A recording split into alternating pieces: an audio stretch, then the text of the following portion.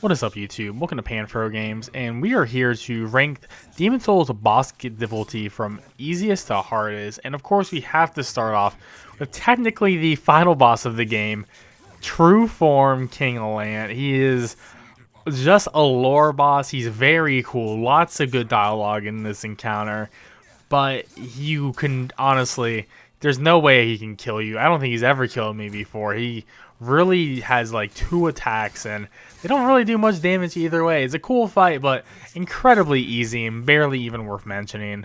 Number 16 is the first true boss of the game, is Phalanx Demon. Overall super easy fight just because the demon himself actually has no attacks. It's just you versus the ads, and you can completely bypass the ads just by throwing fire bombs directly at the boss, or just running up, destroying some of the ads, and just focusing on its weak spot. I think the boss fight is a cool fight, but then you realize how pathetic this boss truly is once you start getting rid of all the ads. So that is why we're going to place Phalanx at number 16. Rounding around at 15 is the Leechmonger. And Leechmonger, not only is the design of the boss really lame, it's literally just a bunch of leeches, the fight itself is really easy too. A little bit more harder than the Phalanx Demon because it actually does fight you itself. It does have its own attacks. It can cover you in leeches, but it's beyond weak to fire, similar to Phalanx. The arena is very generic, and overall it's just a very forgettable fight in the game, but it does provide a little bit of difficulty with the leeches, slowly draining your health. But for a first level boss, pretty easy compared to the rest. Rolling in at 14 is the Adjudicator Demon. The cool thing about this demon is that it's actually the bird on top of the big body. However, it is quite a gimmicky fight. You can only do damage to the boss if you hurt the wound on its belly. However, and most people will do this, is you can just stand at the top of the arena and shoot arrows at it or some spells and easily wipe out the demon. Let alone, you don't even have to dodge roll this demon. You can just walk in circles around it and make it miss and then punish the bird on top of its head. I do like this fight, but it is incredibly easy. But overall, cool design, and it's pretty interesting, and it looks great in this remake. Bringing its big old dirty arms is Dirty Colossus at number 13. And similar to the Leechmonger, it's another monster design that is just pretty lame overall. It does bring up a fight, which is pretty cool. I do like some of the moves, the explosion attack, the homing fly attack.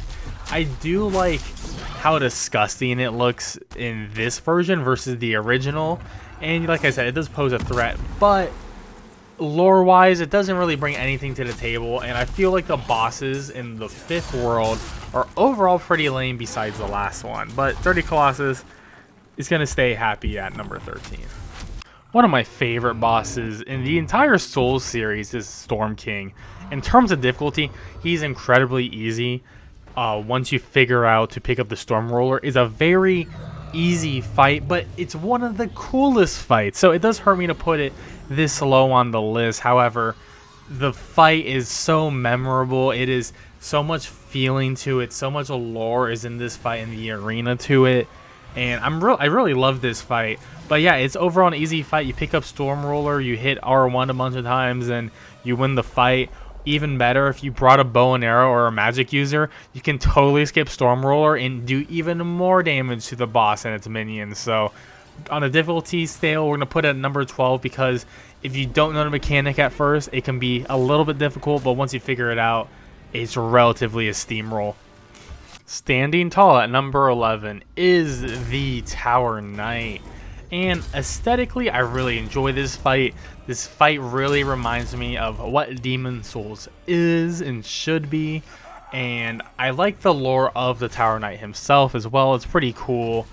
Overall, the fight isn't too bad. If you're going for the trophy on your first time, it can be difficult to kill the boss if you keep the archers up. But, you know, if you come in later in the game to do the trophy, then it's a lot easier for sure. But this is definitely a fight that can stump some beginners trying to figure out how can you do damage to this boss.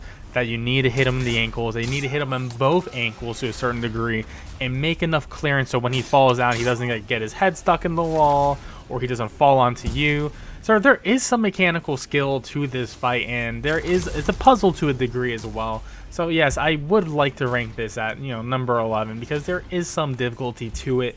Even though once you're a veteran of the game, it doesn't run that hard on your first playthrough, I can see Tower Knight being a fierce foe for beginners. The blindest of all the bosses in Demon Souls is the Old Hero. And Old Hero is either a legitimate fight or a complete joke. And as you can see in this footage, I'm using the Thief Ring, which totally ruins his AI, and he will not be able to touch you, and completely makes the fight easy as all hell. But I will add it to, some difficulty to the fight if you don't have the Thief Ring, if you're doing your first time and you're playing through it. Going through 4-2 can be rather difficult, and then meeting up this fight and he can see you the entire time can make it rather difficult. So overall, Old Hero, cool design. I like his new redesign in the remaster, but he could be a lot harder for sure, and he's a little bit forgettable as a boss in general.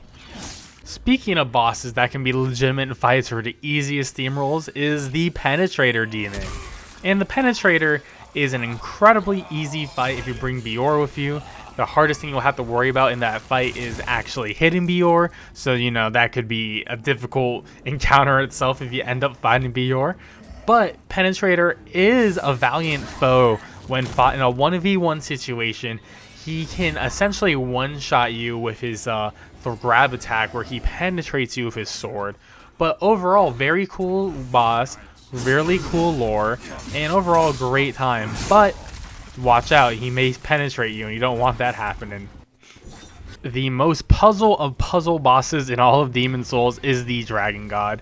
And I would say this fight is an overall huge, probably the biggest disappointment in any fight in the entire Souls franchise, because I actually wanted a legitimate fight against the Dragon God. However, I ended up getting a puzzle fight, and this puzzle fight is not easy if you are not sure what to do for your first time. It is a red light, green light boss fight. You have to make sure his eyes aren't red when he's looking at you, or he will punch you, and that punch is a homing, targeting punch. And you really can't roll it. It's hard to iframe, let alone the fire breath on the second stage of the fight, which can easily one-shot you, especially in New Game Plus. So you better watch out for the Dragon God. But yeah, it is not a traditional fight. It is hit 2 buttons and you win. But can you get to those 2 buttons in time, or will you get punched or burned to death? Armor Spider is one of the harder fights in Demon Souls, especially for new players, because you have to deal with constantly getting your position back after running through this tunnel, and then when he does the fire round attack, you have to run away. This is a fight that you can be easily beaten if you know how to dodge roll correctly, but if you get stuck in the spider webs, it will actually stun you if you try to roll, and you cannot run with the spider webs on you. So this is one of those fights where you're really going to have to play perfect, and if you don't, the boss can totally overwhelm you. So it's definitely one of the harder fights for new players. However, Magic will totally steamroll through this boss if you happen to be working with that. Coming in at number 6 is Maiden Estrella. This fight, if we were ranking it from my favorite fights, it would be absolutely my number 1. I think this cutscene is incredible. I love the lore implications of Maida, Estrella, and Garl Vinland, and what they were doing, and how any human can become a demon and don't have to be grotesque on the outside, even if they have the most pure intentions, and it really does redefine what a demon is. So I love it from that point of view. As a fight, however, this fight can be incredibly difficult if you don't cheese it.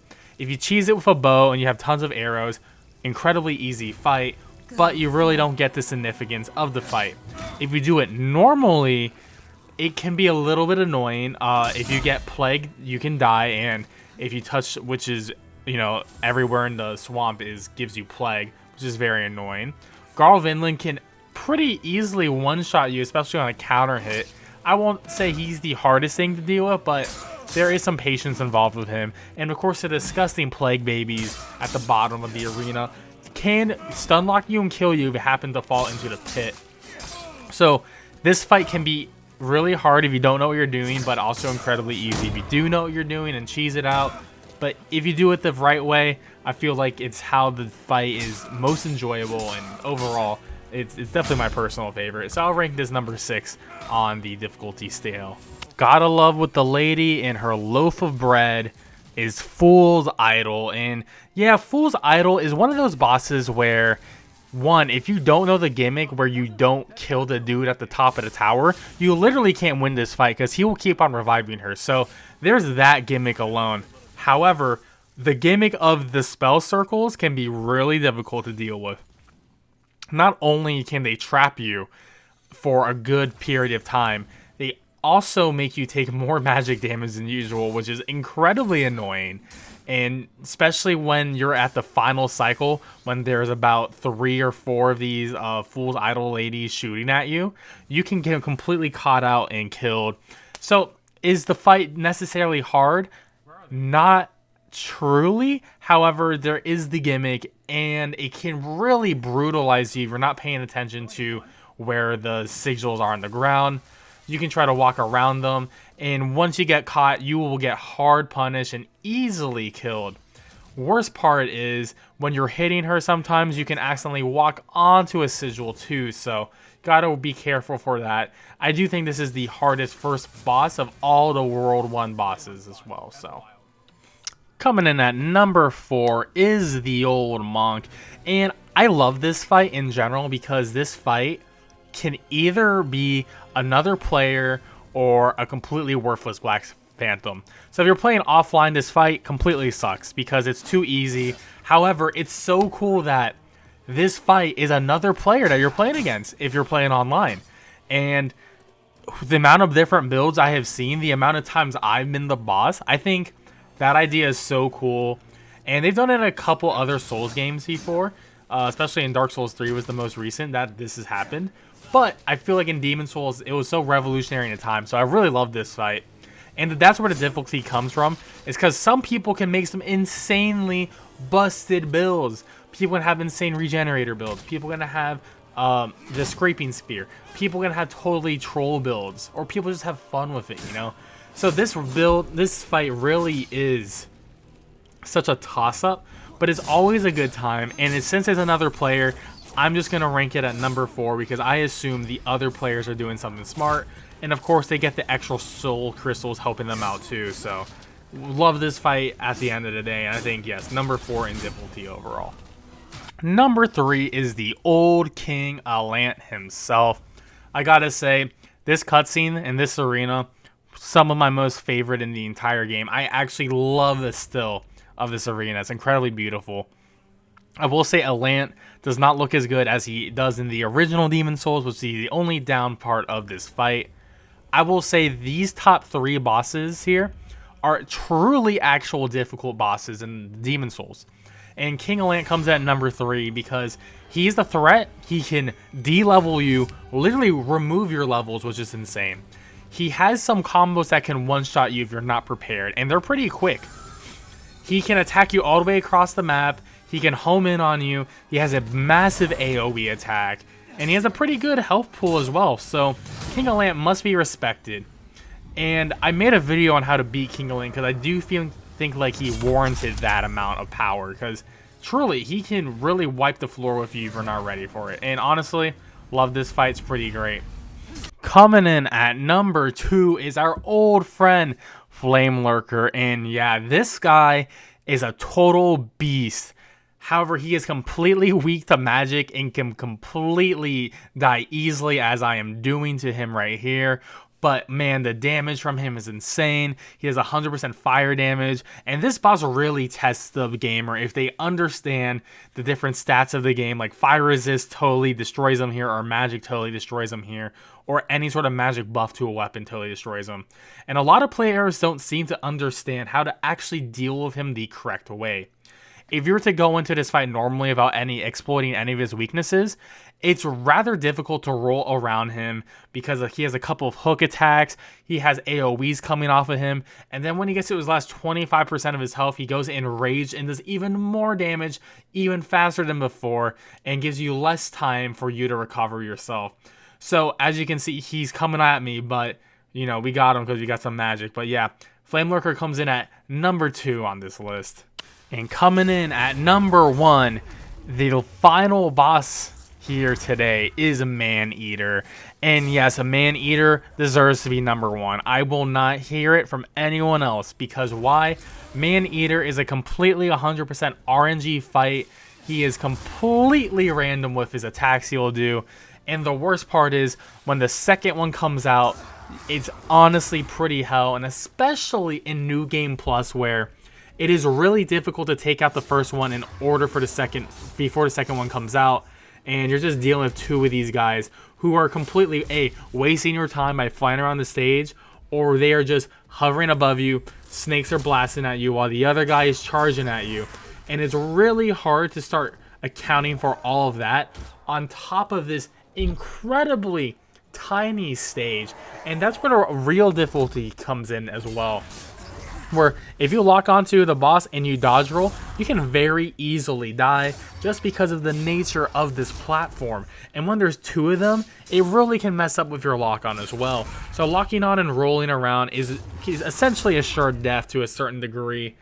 And they will stun lock you, they will work together to beat you down. And overall, if you can take down the first one before the second one comes out, you should be good to go. But even then, never underestimate Maneater and the combos they'll do. They'll even punch you off the stage, and they just don't even care about you. Well, guys, thank you for watching my Demon Souls easiest to hardest boss list. If you enjoyed this video, please subscribe to my channel. I would really appreciate it. We're trying to hit 300 subscribers. I'll catch you guys next time with more Panfro Games action. Peace out.